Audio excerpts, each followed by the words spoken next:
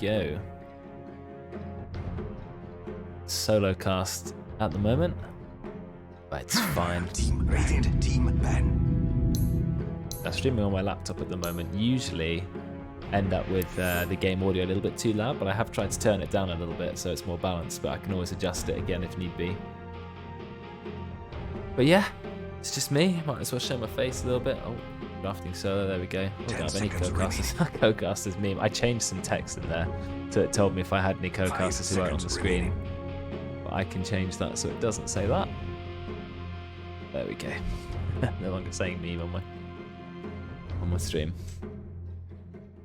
So there we go. So we'll have to try and fill this myself, no problem. The IO ban is hilarious because Hashim, who's called Kawanga, he has been playing IO every single in-house for the last maybe 6 games, I think. I think he's had a pretty good win rate. I can just check that on the BBGS website, which we use to do our win rates. So if we're looking at Hashim, he's played 4 IO games in a row and he's won 3 of them. But he's pretty much only been playing IO, so it makes sense to ban that. You've banned the Chaos Snipe because of Cocopium, so lots of target bans at the moment. The Pudge ban is very unusual to have Pudge ban because he's not really a meta hero, but I think that's because of Ross. The Pugna ban is sort of the only ban which is not targeted at a specific player, even though Somewhat is very good at playing him. I think he plays the Pugna anyway. Not sure if anyone else is playing Pugna 4 at the moment. Anyway, that's going to explain those bans. Some target bans for first phase, which makes sense. 5 seconds remaining. Shadow Shaman pick instantly. That's obviously for Hashim. That's his other hero that he plays when he's not playing IO. And the next one will be Grimstroke. Okay, so they have 2 picks in a row, but they pick something to go with the Grimstroke, maybe a Doom or a Lich or something like that. They've gone for Mars. Now, Ted loves playing Mars. Most in-houses he has been playing Mars. But he's not on the Dire team, so they've taken it off him. Grimstroke Mars, still fairly strong combo, I suppose. You know, 2 powerful heroes, good spells, high amounts of damage in lane. 10 seconds remaining. If you Ink Swallow Mars and he gets a good spear off, you run in, get a second stun. 5 seconds remaining. I think it can work. Grimstroke's quite nice at interrupting Shadow Shaman's Shackle. You've got the long range Phantom Embrace. So yeah, I like where we're going so far. Ready to go with the Shadow Shaman. I would be going Jug straight away before it gets banned, or Lifestealer, because they are so good against Mars. Especially Juggernaut. He can kill the Phantom Embrace from Grimstroke very quickly, then he can spin to avoid Inkswell damage. He can spin out of the arena, he can just Omni Slash on Mars, which will instantly take him down. I think there's a lot of good options here. I mean, a lot of good reasons, to pick Juggernaut, so that's what I'd be doing straight away. They've gone instead for Kunkka. Now, Kunkka, we think is, I was going to say for Kinder, but Kinder's on the Dire team, and so is Ollie, so both of the known Kunkka players are on the Dire. Not sure who in the Radiant's going to play it, or why they've gone for Kunkka. Apart from the fact that he's a fairly strong lane hero, can't really go wrong with the Kunkka. He wins against quite a lot of matchups. He's very tanky, he's got good engage, good lockdown, scales reasonably well to the late game. And now we're going to be banning out some mid heroes instead. So starting off with Puck, I think we may see a couple of core bans though. From the Dire, I would be banning Lifestealer and Jug because they're very irritating to play against if you're Mars. And I think those are the heroes you want to get rid of ASAP. 10 seconds remaining. Thinking about it, not used any reserve time on the Dire, or very, very little so far. They've gone for the Timber ban, makes sense. Very good Timber player in backwards, hello. Although there is Kunkka. Those Timber off lane is an option, but he tends to play Timber mid. You see Grimstroke on the Radiant, you think what heroes are going to go with Grimstroke. PL ban is very common actually, that's true. I would be banning things that go with Grimstroke. I'd be banning the Lich potentially if you're worried about Grimstroke Lich. I'd be banning the Doom in case you're worried about being double doomed, or what else is a really good combo with Grimstroke? Lots of heroes go well with them, but the ones that come to mind are the ones where they have very powerful ults like Beastmaster, double Beastmaster Roar. Dire team ban. The Skywrath ban, okay. Who's playing a lot of Skywrath? Kinder plays a lot of Skywrath. Ollie's been playing a bit of Skywrath, especially as support Skywrath, so I think it makes sense to ban that. Quite irritating to play against. Very high magic damage hero. So they're 10 quite seconds targeted remaining. bans at the moment. Almost all of the bans are for a specific player, apart from the Pugner, which is a little bit 5 generic. seconds remaining. Brewmaster, again, it's a target ban. You can't just ban people's heroes. You need to actually think a little bit about the game that you're playing.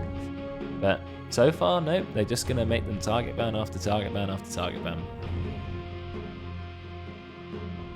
Surely there's got to be something specific to the actual game rather than just picking a hero you don't like that someone's good at. 5 seconds Well, we'll see if they remaining. continue that trend. Definitely getting rid of Nat's Puck was one of them.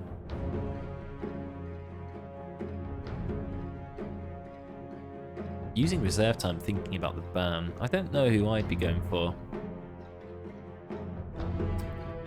I'd get just something for the Grimstroke, honestly. Doom.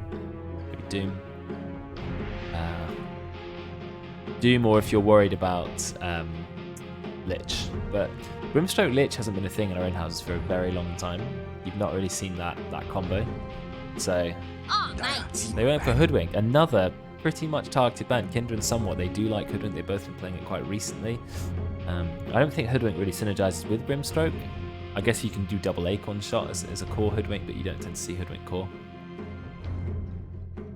Can't see who's on which team. Oh yeah, you're right. I didn't spot that, Karen. Thank you. I've not changed it for so long.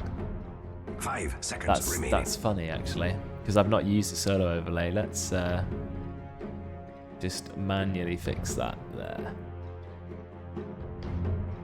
Don't usually use the solo overlay. There we go. This is some editing during production. Very professional. Very professional. Dire team pick. Radiant team pick. There we go. Dazzle. Yeah, a couple of stream snipers. Who else we got in chat? I know Kinder's in chat. Got Toby in chat. Nice. Somewhat as well. Yeah. Actually typing in. There is that thing though you can put on 10 seconds remaining. Twitch. Has any of you seen it where you can change your icon to show that you're not 5 watching seconds remaining. you're not listening to the stream, or you're not watching it? You got the video off. I don't know how you do it. I know there was a way you can click on yourself, and then there's edit chat identity, and you can say like I'm not listening to the stream or I'm not watching it, just to make it like clear to the viewer. Of course, I have no way of telling. It's to boost viewers. Yeah, I agree. It's nice. They've gone for Night Stalker, and it was picked against Dazzle. Dazzle is good at saving people. Of course, if Kunka's going to blow someone up, you can keep them alive. I think Ollie's been playing a bit of Dazzle. I suppose there's a little bit of synergy with Grimstroke because you have the double Poison Touch, but actually Poison Touch is AoE, so forget about that, not very useful. Dazzle is going to be run down by Night Stalker. You're going to get silenced, crippling feared, you're just going to die. I find it very hard to foresee a situation where Dazzle doesn't just get obliterated by Night Stalker every time. Okay, so Luke's already said that he's playing the Grimstroke, so we know that that's one of the picks. I think that was pretty predictable though. Kotl. Is it Kotl mid? Because I have played against a lot of Kotl mids recently. He farms so fast because the wave Illuminate, which goes up to 500 damage, you can easily kill like a small camp and half of the mid wave at the same time. You can farm their camps. You're so fast moving, you're impossible to gank. You've got the Blinding Light, which now pushes you a ridiculous distance. 5 seconds Then you just remaining. rush Dagon and just walk around using the Solar Bind Dagon, doing 1 million damage from so far away. It just can't get to you. And if you need to go Aghanims for team fight, you've also got that covered. So actually, I think Kotl is one of the strongest mid heroes at the moment. It doesn't make sense for him to be a mid hero, but he kind of is as well, even though he's only really got one spell that does damage. But it hurts, especially if you solar blind someone and then hit them with a full Illuminate Dagon on them after. That can pretty much kill a support straight up. It's just because he's so good at farming. That's why I think he's an amazing mid hero. He is such a good farmer. I don't think any mid hero farms as well as a Kotl. I can't think of any. Maybe Meepo. I know Kunka's pretty good, Radiant team but it could be Kotl support anyway. It could be Kotl support. Now there's the Juggernaut, but it's picked by the Dire team, which is good because the Dire now don't have to play against it. Because I was worried about Juggernaut really countering the Mars. Juggernaut is pretty good against those 4 heroes. If you get a Omni Slash on the Kotl, doesn't matter that he's really fast, you're still going to kill him, unless he goes something like Ghost Scepter. Which I think you'll probably have to if there's a Juggernaut after every team fight. You can Omni Slash the Night Stalker, providing he hasn't crippling feared you first. Omni Slash the Kunka, Omni Slash the Shadow Shaman. You can spin on most of them. None of them can really do anything if you're spinning. So I like it. The bans were so rapid. We've got Ursa and Wraith King instantly gone. Storm Spirit and Wind Rangers getting rid of 2 different mid heroes as well. Now Radiant, I can't tell, because if it's Kunkka mid, then Kotl is a support. 10 seconds remaining. And then they still need a pos 1. 5 either seconds way. remaining. They need a pos 1. It probably has to be Kotl support here. Dire team pick. They go for PA in the end. PA against Jug is very, very good because you can blur the Omni Slash to immediately get rid of it. You have so much evasion. Jug has to go MKB. The rest of the team can deal with you. Grimstroke, Dazzle, etc. can kill. But you know, I like it. I like the PA. Very good against Juggernaut. Very good against Jug. 5 seconds remaining. Until he obviously he can get MKB, and he's got to really be careful about holding the Omni Slash. But I think PA is a great pick here. Now Dire need a mid hero. They need one who's not going to feel too scared if a Nightstalker jumps on top of him every time, and has to potentially play against a Kotl, but we're not sure. Gordon's boys team is absolutely stacked. It's also 5 RCDC players, which I'm you know, in my guild, which is nice. Our guild, not my guild. Our guild. Just want to straighten that up a little bit. There we go. Make it match the other one. I've not used this overlay in so long. One day, I need to make the overlays a little bit nicer. I'm actually due a Twitch payment reasonably soon. As soon as that money hits the account, I definitely should pay someone to make this overlay a little bit nicer. Maybe create a background for it, make some borders down the bottom and around the side, and something nice just to whack everything into. Because at the moment it's a little bit, you know, I just made it myself basically. I know Karen's given me some names over the years, I just never bothered to follow them up. And here we go, last pick is a sniper. I'm not sure I saw that one coming, because if Kunkka can X marks the sniper, or PA can jump on the sniper, or Nightstalker can jump on the sniper, then he's going to immediately die. But he does have a Dazzle to protect him. And if he can keep his distance, he can shrapnel the wave to protect it against Kotl. He's got very, very long attack range. I'm still worried for Sniper, to be honest. If PA gets on top of the Sniper, he probably will die. But he does have the grenade from the Ag Shard. So, yeah, not sure, to be honest, how that matchup's going to go. I feel like it could go either way. If Ross just gets really farmed and just is able to right-click and do whatever he wants, then he's going to have a really good time. And Ross is pretty good at Sniper. I know it's not the most complicated hero, but Ross is very good at it anyway. So we shall see.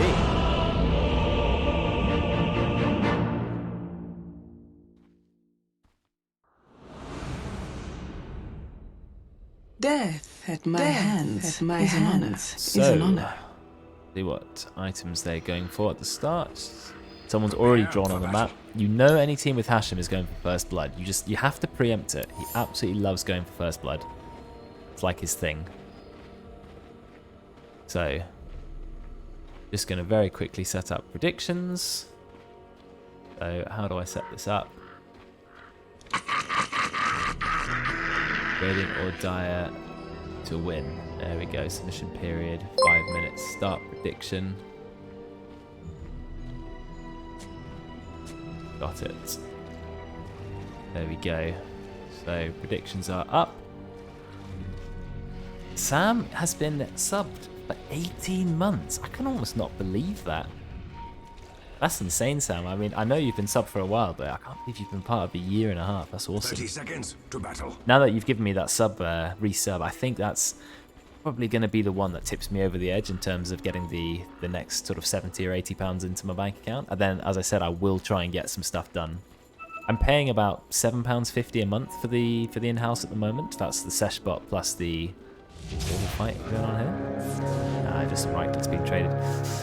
It's about £7.50 a month at the moment for upkeep of the in-house. We've got the website plus we have the sesh bot, so you combine those two together. It's not a lot, but it's covered essentially by the donations and the subs that people have to me. And then any money left over, I'm going to use to try and make the in-house look a little bit nicer, get some little bits and bobs for the stream.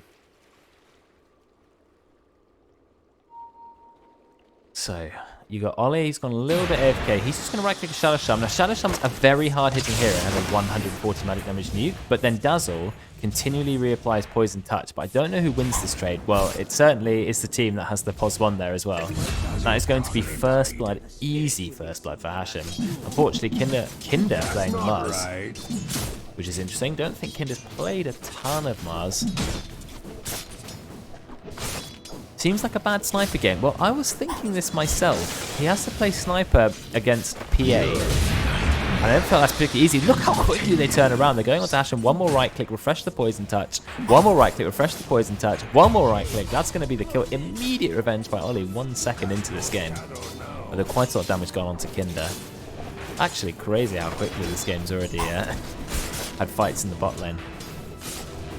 Let's have a look at top lane. You've got a Copium support Kunkka, of course you do. You've got Backwards, so also gone Boots. You know, you've got 2 pairs of Boots in this lane. I guess because they're against Juggernaut, they're really scared. So they've both gone Boots, which means it's not easy to tell who the core is here. It is the Night Stalker, but they are very fast heroes. They don't have to worry about being Blade Fury down. There's the Torrent as well, really nice. The Copium's got Boots already. He's so fast, they can't get on top of him. It is the brotherly duo in the top lane. You've got Somewhat versus Nat.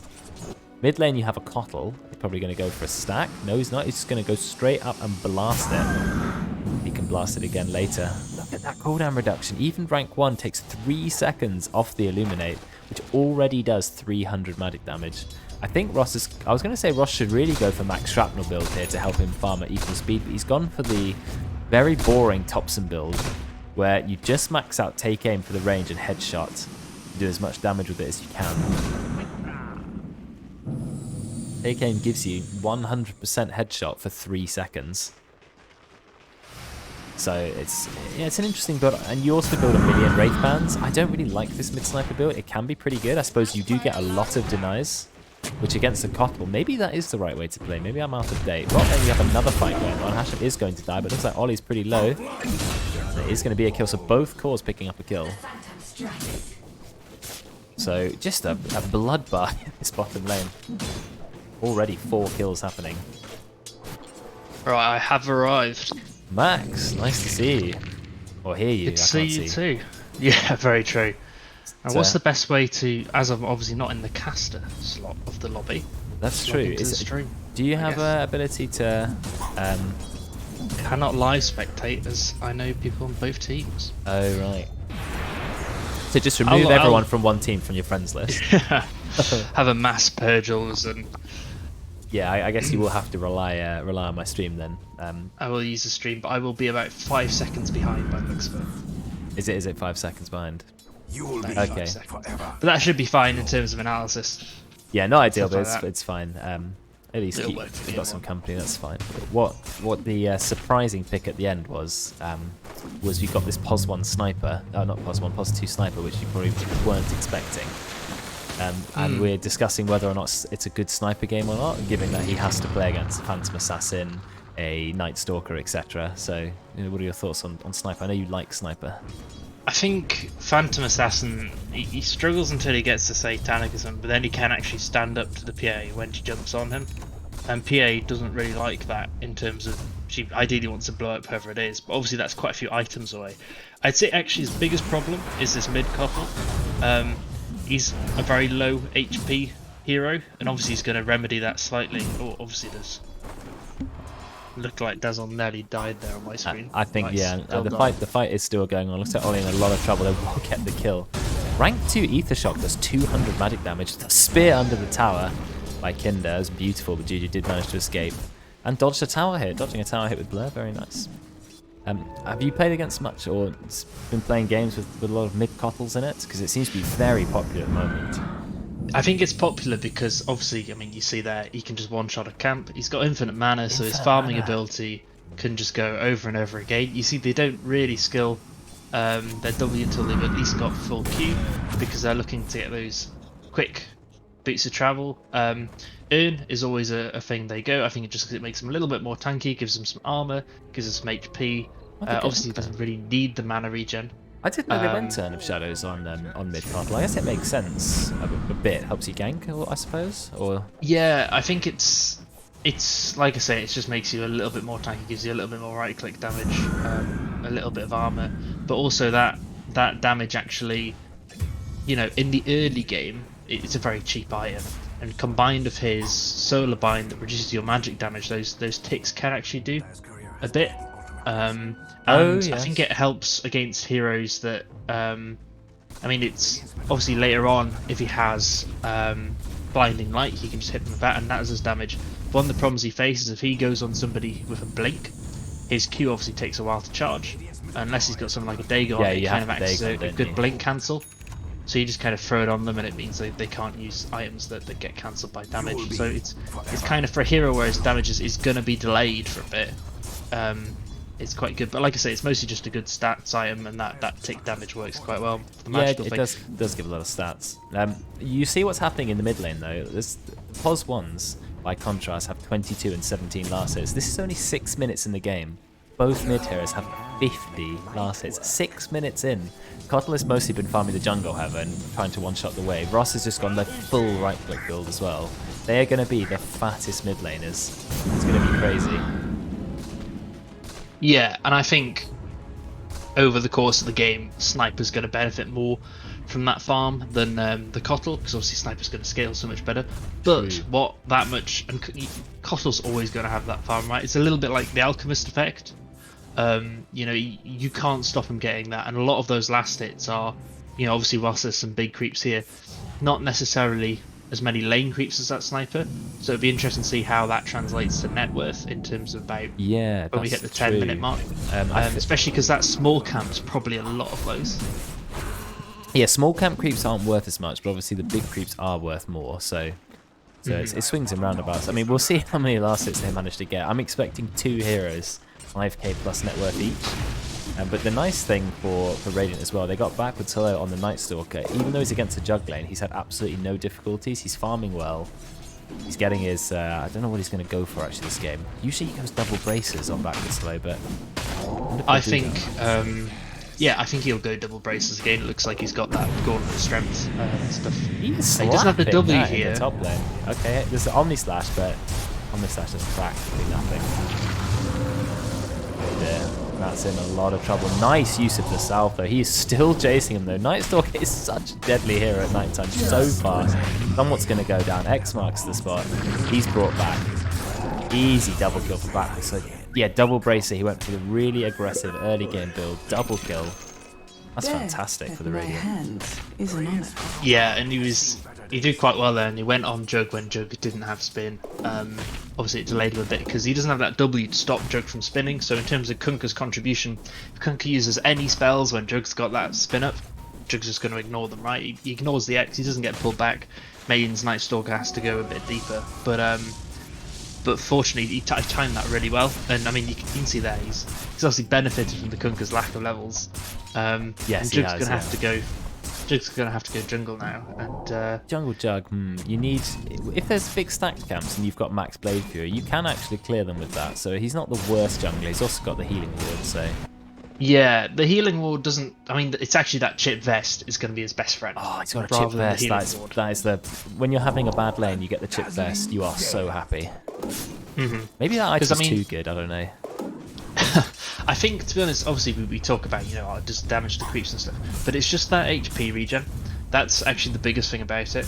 It's not just the fact that it does damage to creeps, which obviously helps, but that HP regen's so big. Because I mean, say you're spinning on a big stack camp, alright, you've killed it, you've probably lost half your health. You know, you're going for a stack of ancients especially, you know, it's gonna, I mean, you can see here he's getting slowly whittled down by the creeps. Now that healing ward will help, but level 1, it's not the best thing in the world, right? It's not going to put you all the way back up to max HP, especially if you're continuing to farm. So it's actually that HP regen is really benefiting him more than anything else. Yeah, doubling your health regen, really nice. There's a Kotl gank here, but I'm not sure they can do a lot. I thought maybe he'd be able to get that Kinder in the corner, but they decided not to. He's just going to go around and farm. He does have the boots of travel. That was 8-minute boots of travel. He's going to do quite a lot of damage to Kinder now. Bind. Yeah, it's big timing. He's okay though, he's okay. So this is what I wanted to see. 10 minutes in, we've got 94 last hits versus 89. We've got 5k net worth on 5.1k on the Sniper. Sniper actually just finishing off an ancient camp by himself. So Sniper's actually the winner here, but Kottle's pretty close behind. But Radiant have the slot 2 and 3 position. So it's about even still. About even. There's pros and cons to Sniper's build. I mean, you could take things like Ancients much quicker with that Mask of Madness and stuff. The disadvantage is whilst Kottle can farm multiple camps at once, no levels in Shrapnel, he's not going to be able to fire and forget. You know, he can't fire a Shrapnel that mid wave, go take the jungle, and potentially take advantage of the fact that Kottle's not going to be sitting there denying. So Yeah, he's kind of sacrificed that in a way to do more right-click damage. And I guess if he has a Night Stalker running at him, he might benefit from that. But it's a trade-off, right? It's kind of 2 3s to a 6. You know, it's got its pros and its cons. And it's just going to be interesting to see how that pans out. But I reckon he'll get rid of that Mask of Madness in time, because it's not the sort of item you want when a PA and a Night Stalker jump on you losing for that 8, physical damage. It gives no armor, the item, but it takes away 8. So you absolutely do not want to be caught down with that. The Night Stalker's ultimate has been using. Going to get a kill on someone. They're going to try nice silence coming out back. So he has leveled it. He decided that he wants to go out of here because there are 4 dire heroes here. He gets Omni Slash. He's going to be tanked by the Shadow Shaman. They could turn around and put wards down, or they're just going to run. Kokopi's being spun to death by Nat. That'll be the first kill. Kottle is here, but Kottle is... Unfortunately, he's not always the most useful hero to turn up to a fight, because what does he do? He can fire and illuminate, and he has blinding light. That's pretty much it. Yeah. Yeah, he needs to get a Dagon online. I mean, he's got this Spirit Vessel. That's going to help against the Dazzle. It's going to help against the Healing Ward. The biggest problem he's got is, as a Kottle, you know, ganking their carry, massive thing. Are you going to kill a Jug as a Kottle? Probably not. You know, no, you got no chance. No, unless that Shaman gets a Hex and a Shackle off from out of vision, or and then Night Stalker can sit on his W, you're probably not killing him. So they've got that big disadvantage, and they've got this mid that needs to snowball off kills, and that's how he works, and he can't kill the carry. No, can't kill most people. He is struggling to get kills on, but he's continuing to farm. Ross now has the Shaman. Look how quickly he takes down the Shadow Shaman. But I think they'll still lose the tower. Yeah, the tower's still going to go down. So yeah, that's probably worth it for the POS5's life. Where's Ross going? Ross going top. He sees backward slow. He knows he's got no ultimate and it's daytime, but I don't think he can chase him. He's trying. Maybe he can. Look at this. That's actually crazy. Backward slow lives on about 5 HP with Opium. Oh, he smokes him. Wow, what a play from Kokopian. But Ross, just with rank 1 Shrapnel and pressing take aim. What a hero that is. Yeah, it's that slow, isn't it? It's just every single hit you're slowing him by so much of the headshot. Guaranteed slow.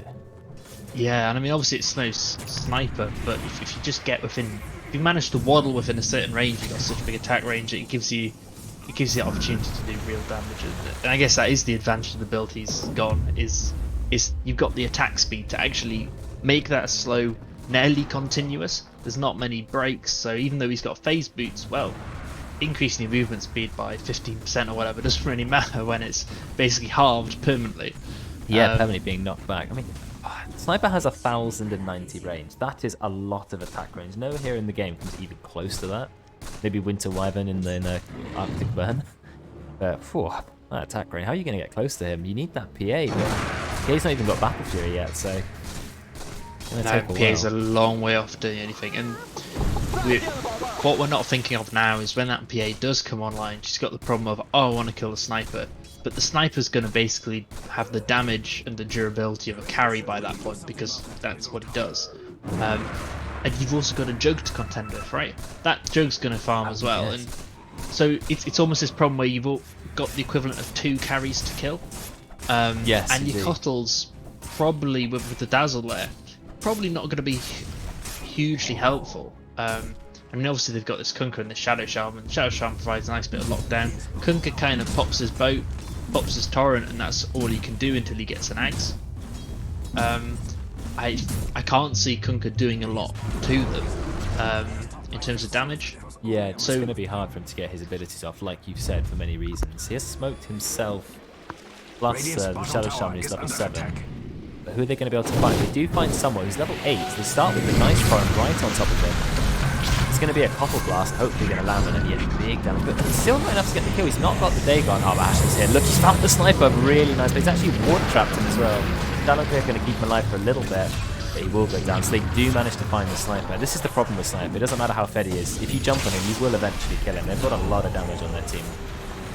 Wow, Yeah, big for Radiant. 3 kills in the jungle, and the sniper as well.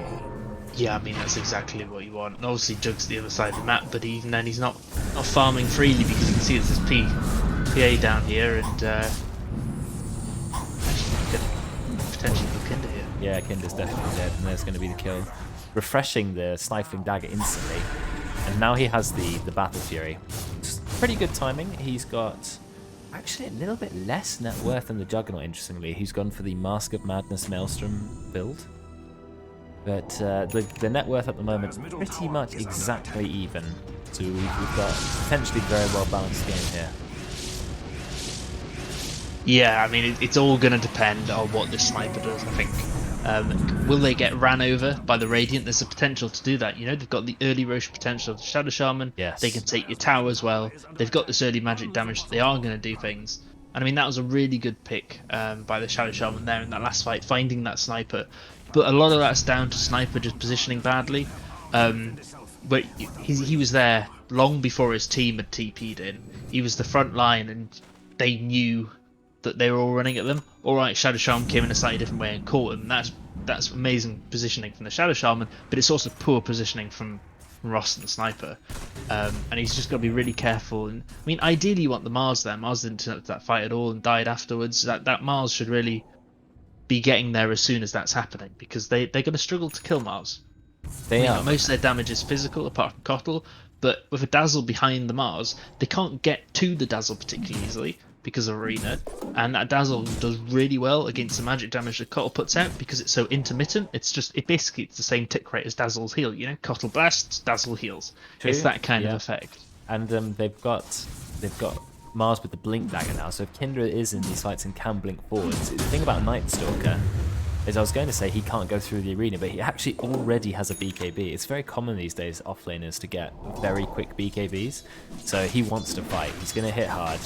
He can ignore the arena now. Now it's suddenly got even harder for the Dire, even if Kindra turns up, so we'll have to see what happens. Ross is just going to continue free farm, as you can see. Same with the Cottle. Same number of losses. He went Blink, Dagger, Cottle. I thought Cottle goes Dagon.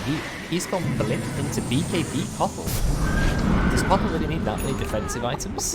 I think the biggest problem with what's going to happen now is, he's going to be good at positioning. He's going to be good at getting out if they jump on him. But he's not going to. His damage is going to take a hit, isn't it? I mean, when's his next point in damage come from? I guess he gets a little bit more in Blinding Light. He's going to have to hit 25 to get that increase of Illuminate damage. So he's not going to be doing anything more than what he's doing now. He's just going to be surviving more. More Spirit Form means more range, cast range, more move speed, more heal. But like you said, his damage is pretty capped now. He's going to be impossible to kill. That's the only thing. I think Roche has pretty much gone down now.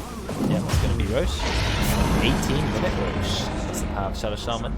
Do you not find it very strange that, you know, when they changed the damage types last patch, because they wanted to put them on the tooltip so it was much easier to see, because it was a weird hidden mechanic. But then they accidentally messed a few up. Lycan, they had to nerf the wolf damage.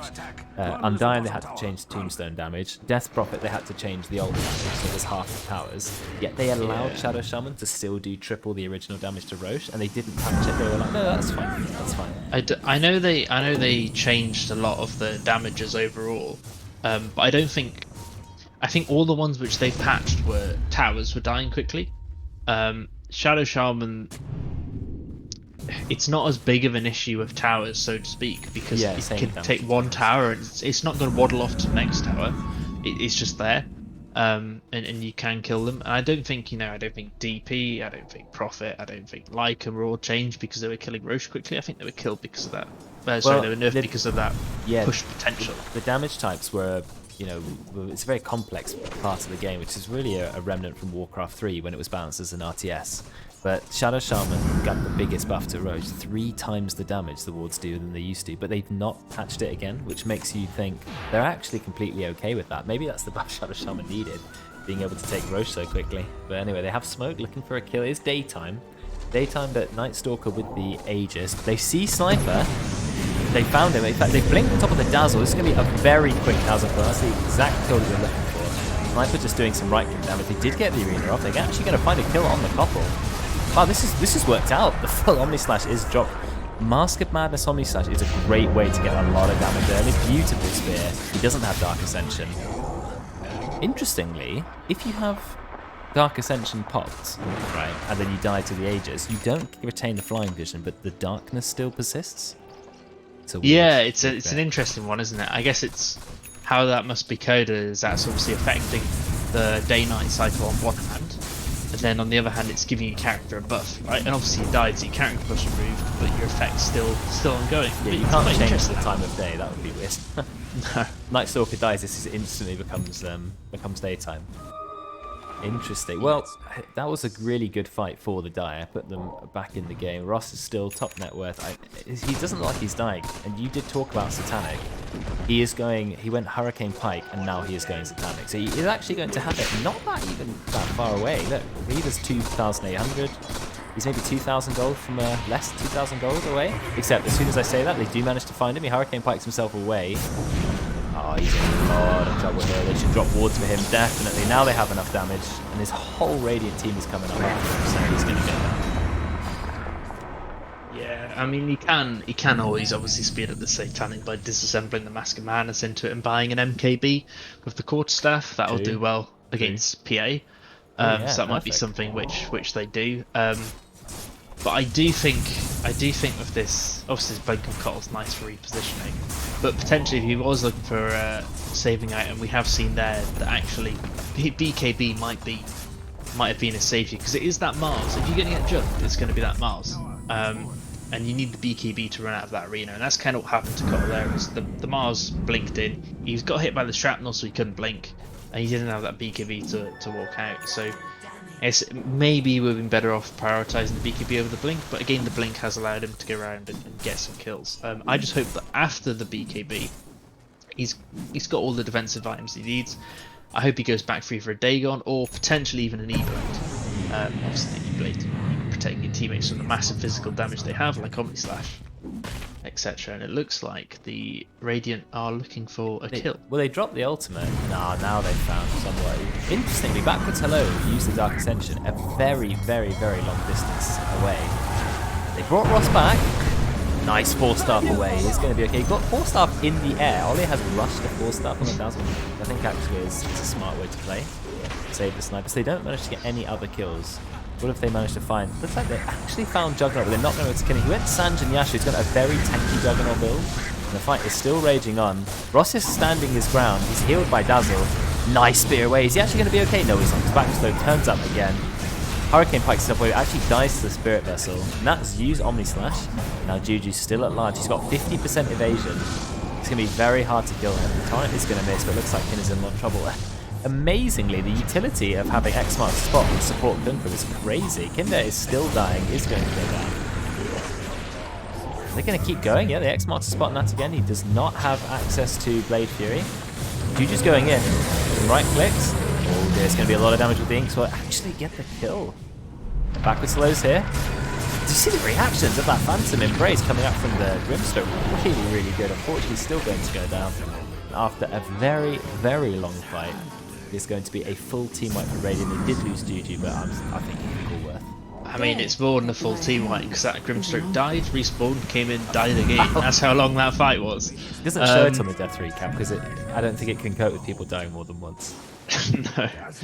But that was... Yeah, that was... they were very unlucky on the Dire in that Omni Slash was tanked by a lot of the Ancients.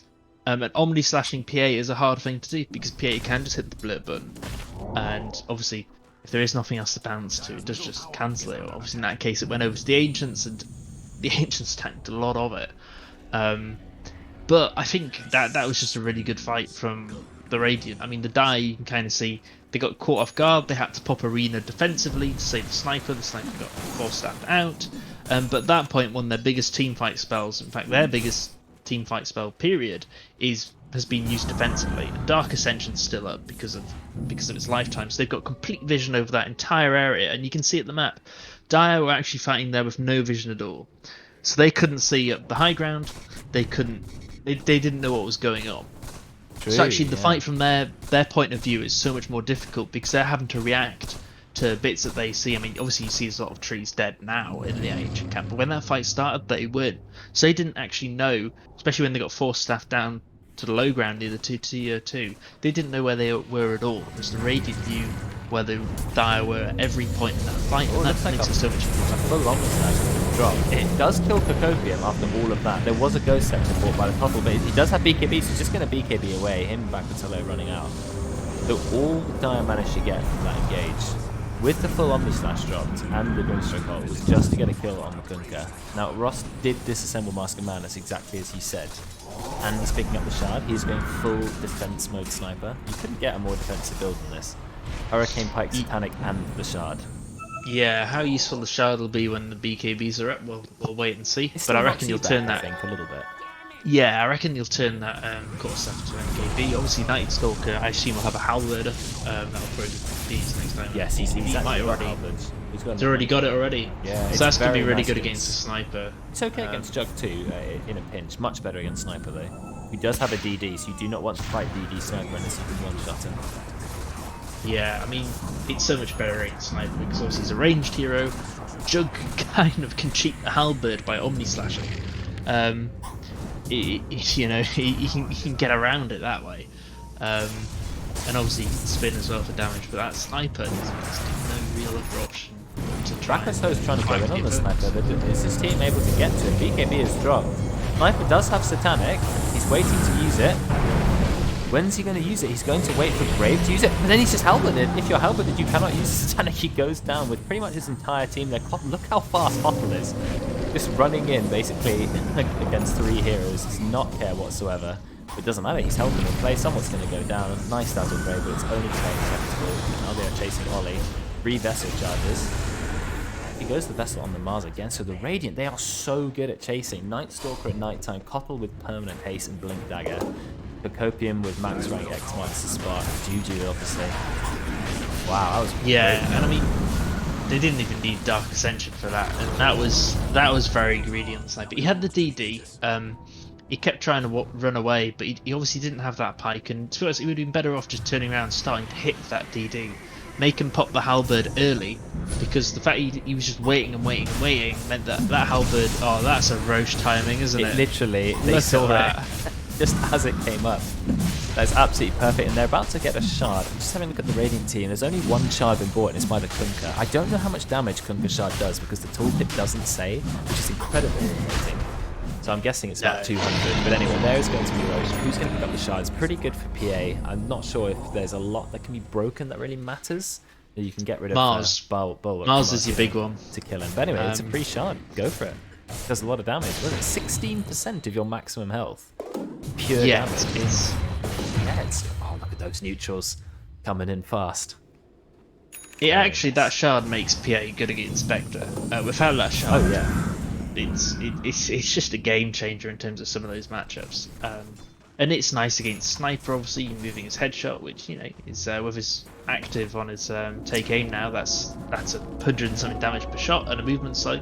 Or a knockback if he takes a 20. Makes the 1v1ing so much easier against Sniper, because if he's losing 110 damage per shot, it's like a third of his damage gone. Exactly, and Sniper isn't going to be going to BKB anytime soon, so that will be hitting.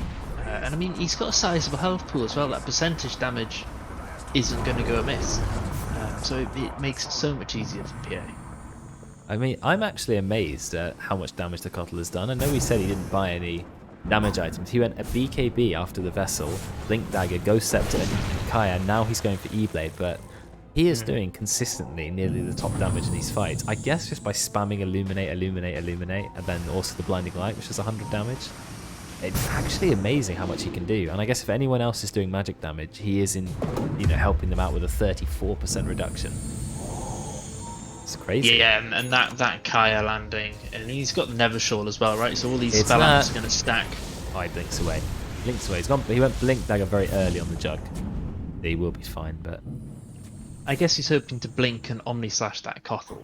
Yes, maybe. But Kothel does have a Ghost Scepter, so you're going to need a Nullifier. Nullifier is a natural item for Jug play. Yeah, I mean, the only other option is you've got to wait for that Kothel to pop the BKB, right? And then he can't Ghost Scepter himself. So I guess if you blink on him with the Mars, he's going to pop the BKB and then you can Omni Slash him. But I mean, that's a lot of coordination required and a few ultimates just to take down this Kothel, and then you still got to deal with this PA. I guess they're hoping Sniper can do that. But Sniper might have his hands full with this Night Stalker, so we'll wait and see. It'll be interesting to see how there's a gem, I must point out, because I saw that cool purpley effect, and I always catches me off guard. I'm always thinking, wait, who has a purple effect? Is it Seer's Stone? No, it's... Yeah, I'm always like, how's somebody got a Seer's Stone at 30 minutes or something? Every time I see it, I'm like... I get panicked. I'm like, they can see me thinking it's the enemy team somehow acquired a Seer's Stone because I haven't seen it in the each time. It's a nice active that comes from the gem. It's 12-second cooldown. It just means you don't have to drop the gem on the floor anymore, which was the way that people used to use it to see the high ground. They've nearly taken the tier 3 tower straight up. Yes, they are going to kill the wards, but... it's on 378 health. They can walk in again if they wanted to. They have Aegis, and they have someone with 80% evasion. No, they didn't go for Blur Evasion. I guess Duju knew that it was eventually going to be hard counters, and just thought, well, I won't go for more evasion. I'll go for Stifling Dagger damage. Just nice. It's an interesting one, though, because if he did go that Blur Evasion, he could, with that Aegis, he could just walk up high ground. I don't think they're killing it. At all. Not easily. And that's potentially the opportunity to just put the game to bed. I mean, it is one of those all or nothing moves, right? Because if that fails, and then the sniper picks up an MKB and stuff, you're gonna think, oh, why did I take this evasion talent? But I mean, you're always evading tower hits, which is the main thing. So if you're pushing high ground, you can just basically fight as if the tower doesn't exist, which is always nice. Yeah, very true. And I mean, this Jugs obviously, he might be going an MKB now. I don't know, but no, he's not. Yeah, he's not buying one of them, so you know it is just this sniper. So it might have been the talent to go potentially. Yeah, maybe. Juggernaut won't be able to take down the PA, at least for most of the game. It's going to be on Rust. You know, I was reading something about that talent that no one ever takes on Juggernaut. 40% chance. No, when you crit with Blade Dance, you get 40% lifesteal. Is it bad that I take that talent? Do you take it? Interesting. I always thought that it didn't. It's actually quite good. Well, it didn't seem great to me because 40% lifesteal is a decent chunk, but it's only when you crit. But of course, your crits will hit harder. But I read something about the talent. Unlike all lifesteal in the game, it's post mitigation damage. Oh, look how quickly they bring down the Shadow Shaman. Basically 3 hits, but Juju is still going to go and just meeting the Mars. Didn't get the Fan of Knives off early enough. Akuso is going to go and Ollie is going to keep himself alive with Grave. But now you are defending the high ground against Russ, who just 4-stars himself forwards, but Juju is able to escape. So it's going to be just 1 kill. Post mitigation, so that's actually it's worse than it's better, no, because all other lifesteal is post mitigation, but Juggernaut's is pre mitigation. Oh, so for whatever reason, it's way better than advertised. But there's no sense. It makes no sense for it to do that, right? Because it's Yeah, no, you're 100% right. I mean, that would explain why it's always felt so good when I've taken it. Is you just hit people and you're like, actually my sustain is so much better. You know, you're dead, you go into normal set, you come out full health, and you're like, that's great. I do think it's a bit of an underrated talent. Yeah, it's you obviously don't see it often. Obviously the Q's good, but to make the full use of it, you have to go the Radiance and you go the Radius talent and you go the Shard, and obviously that's a very common thing on Jug, and that's why it's so taken so often. I do like the Radius and Shard build. I do tend to go Blade Field build, but there is something to be said about just right-click Juggernaut. But it's interesting. No, they're going to kill down the Shadow Shaman. They actually drop the full arena of him. He drops the Serpent Wards, which are instantly going to be taken down. There's not ideal. They're throwing the boat out as well. That's a lot of damage going to get a surprise. But he will be okay. He actually drops the BKB, tries to jump forward to find Kokopium, but Kokopium's a little bit fast. But picking up some nice pickoffs. They see Ross. They're going to go onto Ross.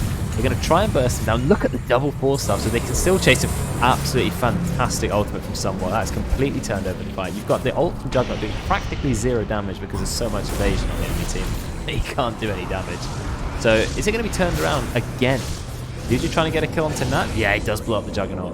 Very nice. Yeah, and they're still going to chase. Somewhat will TP out. Oh, he gets X marks. I don't think they know. Kokopi's going to bring him back. Someone's going to go down. Ross is dead. This is a full team wipe again, with Mars actually just about escaping. Wow, the chase potential of Radiant is so high. Yeah, and that was unfortunate for the Dire. I mean, actually, the thing that turned that fight from good to bad for them was unfortunately the sniper's positioning. I mean, they were all chasing this Kunkka. I could cope him just a bit too quick with the spider legs, the Force Staff, the Tranquils. Couldn't quite catch him, but they're now all there near the bottom shrine. And obviously, you can see that sentry ward kind of roughly where that is. Snipers over there on the low ground, and they've got to rush across, use all their things to get the sniper back up to the high ground. He's the other side of that cliff on the low ground, and suddenly they're disorganized, they're out of position, and obviously it was great Soulbind to try and kind of turn that round a bit and disengage from it, but it's just that being stretched and that mispositioning means that your coordination's so much harder to do, and in these team fights, especially when you're trying to avoid people like Nightstalker and PA jumping on backlines and stuff, having that kind of structure to your team fight is so important, and Sniper being that out of position he was is a problem. Far out of position. They, like you said, they had to drop so much to save him, and now that he's had to buy back to defend his base, all Radiant managed was 2 range tracks, so not the end of the world. But Sniper's damage is now for 36 minutes looking rather lackluster. He's gone Satanic, Hurricane Pike, and Shard. He's not managed to pick up the MKB yet. He doesn't actually hit very hard, not compared to the level 25 PA, who's got the Satanic as well as the Deso and the Basher and the Battle Fury. And the problem's going to be is, even when he picks up that MKB, he now needs a Daedalus or something to get back onto the point where he's actually a threat. I mean, his MKB is going to allow him to hit the PA a bit more, but in truth, with the PA, with that Satanic and stuff, and the Paladin Sword, alright, he'll hit the PA, but that's the only thing that's hitting the PA, and Juju won't really care that much. He can blink in, he can blink out, he can Satanic, he can heal himself. He's going to need something like that Daedalus just to hit down the Night Stalker, and maybe that's who you go for. Maybe you go for that Night Stalker first, knowing that he doesn't have that sustain. And that MKB will cancel out that little bit of halberd. Night Stalker going for the Nullifier. In fact, he basically has enough money for it. He's got a Basher as well. It's actually a very farm Night Stalker. Done very well this game. Dire had a little bit of a smoke. They ran around the jungle. They didn't manage to find anyone. They've not taken a single tier 2 tower yet, and Radiant have Glyph.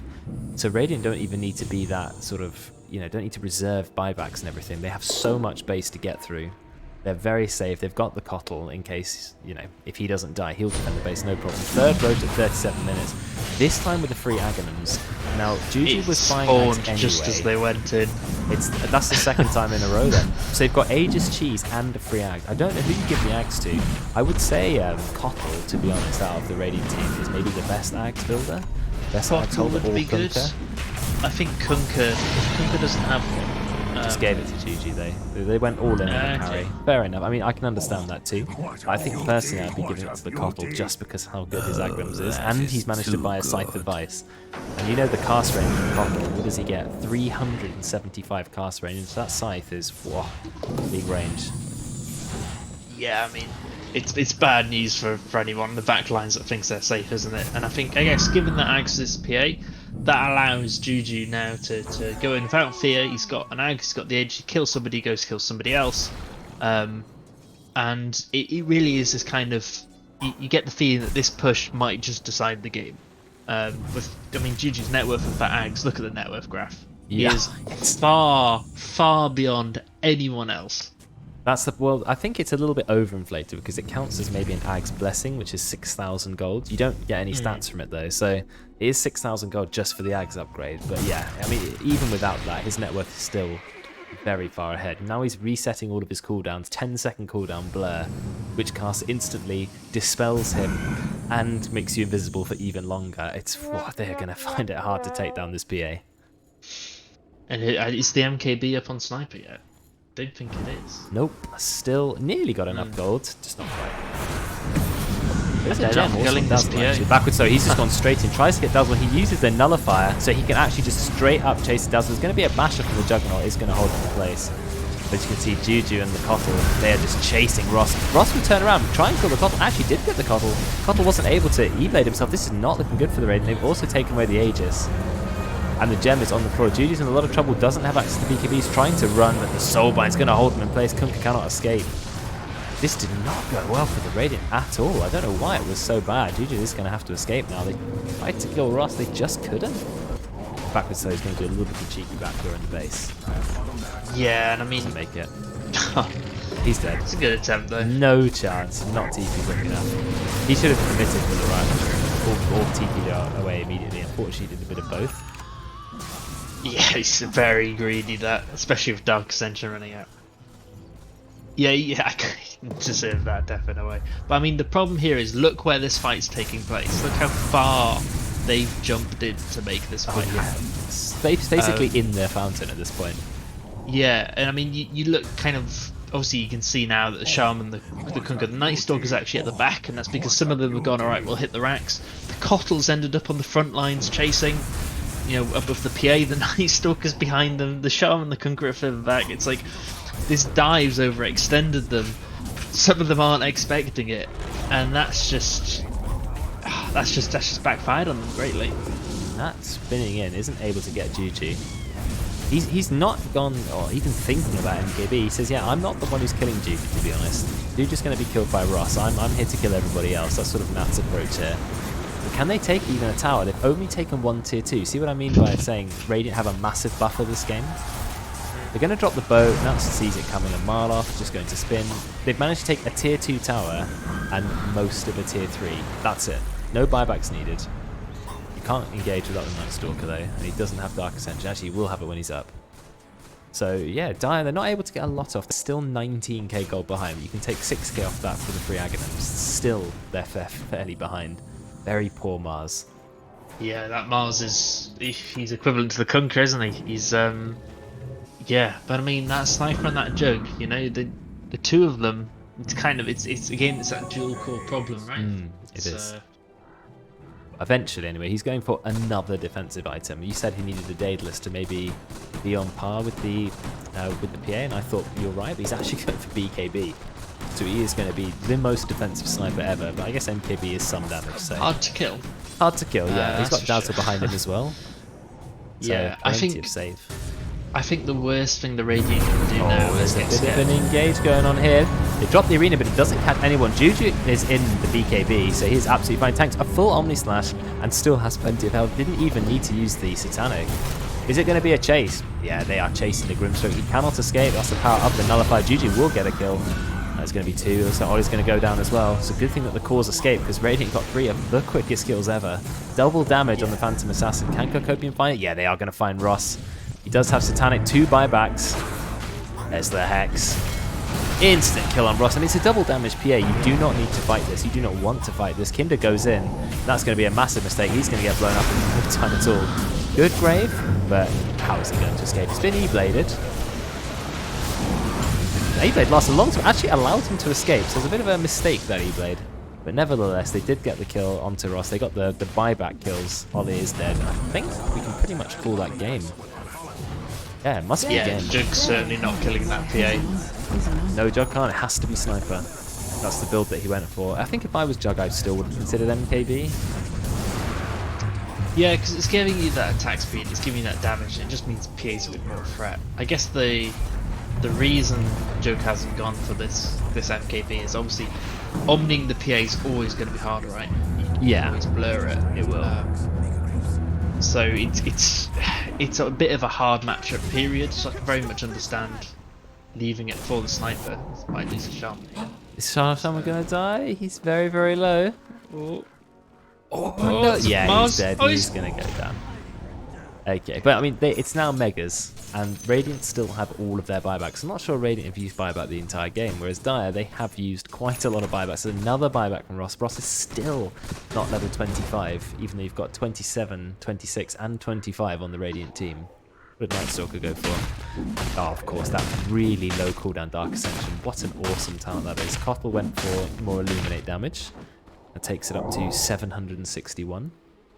And PA went for the triple dagger. He's going for Moonshot. Is PA really 6-slotted? Yeah, it's just picked up a Moonshot, eaten the Moonshot. I guess you can replace Battle Fury. Yeah, it already has the Aghanims from Roche. What more does he need? Vitamin C if sorry, vitamin D if Night Stalker's taken that talent, because there's going to be no more daytime in this game, that's for sure. That's well, Um, he doesn't care about the daytime. Look how edgy and emo this very player true. is. Most people in this game have not seen the sunlight for a while. That's true about Dota players in general. Yeah. But what does PA need? You get boots to travel, be a bit quicker, but I mean, really got everything on PA. Yeah, travels maybe. You could get rid of the Battle Fury, I guess, if you're really optimizing. You could put the Battle Fury in the backpack to take out creeps when you're pushing. You could replace it with something else, potentially, you know, like a nullifier or something when you're fighting. Oh, nullifier, yeah, that's a good call. I like that. So there is the opportunity to do something like that, to optimize. Obviously, if we want to go really all out, you could even consider something like a rapier. But I think against a sniper and a jug, when you're this far ahead, that's just dangling the carrot. Oh, they're going in. Actually, both teams going at the same time. Shadowstorm does manage to drop the ward. Does get the Hex off. Actually still alive thanks to the Ghost Scepter. Out comes the boat. Boat onto Ross, but Ross does have the Ascetics cap, reducing it. But he's hexed again. Ross has taken so much damage. He barely died to PA. He's just been constantly crowd control. The Shadow Shaman, who's still alive, does manage to get off the shackles. And that is going to be game. There's no buyback on Sniper, no buyback on Kinder, buyback on the Juggernaut, but there's no way Nat can do anything. He's gone for Butterfly, but does it matter? He's still getting absolutely chopped to death. Actually, he is going to live. They get the X marks the spot, but it's on someone, not on that. And now the base is flooded with Mega Creeps. And Juju's gone inside the base. Doesn't seem to care that much. Oh, he's very, very low. Then Satanic is dropped. But then there is evasion. It's in a battle of the evasion. No one can hit each other. Then they get enough hits off that he played on back foot low to deny him the kill. Very nice. But there you go. That's love to see it. Sponsored by cheeky little Eevee. Yeah, I like that E-blade. Very nice. Nice touch. Well, that is was a really interesting back and forth game. The sniper core looked like he was getting so much fun, but unfortunately he was pretty much killed every single team fight where it mattered. Ended up only 6-7-5 in the final score. Yeah, and can we scroll on to damage stats? Yeah, let's have a look. So damage dealt, you got 57k on Juju, but still 38k on Kotl. Dyer, Nat actually did the most damage, Nat, Ross, but there's not a lot of other damage happening. Yeah, and I mean, I guess one of your most worrying statistics there is you got 59k damage received on your sniper, 27k dealt. That's a combination of the Radiant prioritizing the sniper so well, you know, in terms of they're jumping on him with the halberd, Night Stalker with the PA, and they really just are going straight onto that sniper. But at the same time, there was quite a few fights, especially early on, where it was just the mispositioning.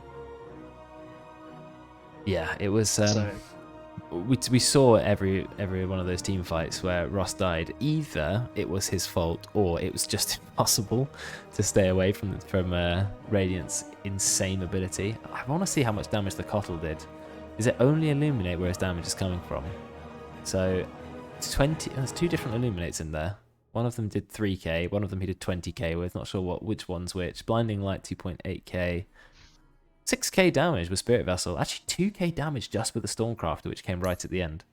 It's quite an incredible neutral item, actually. Very underrated. I like the gems that were both bought. I think both teams had a gem. Yeah, 2 gems bought by Ted. So 3 gems in one game. Really nice. Really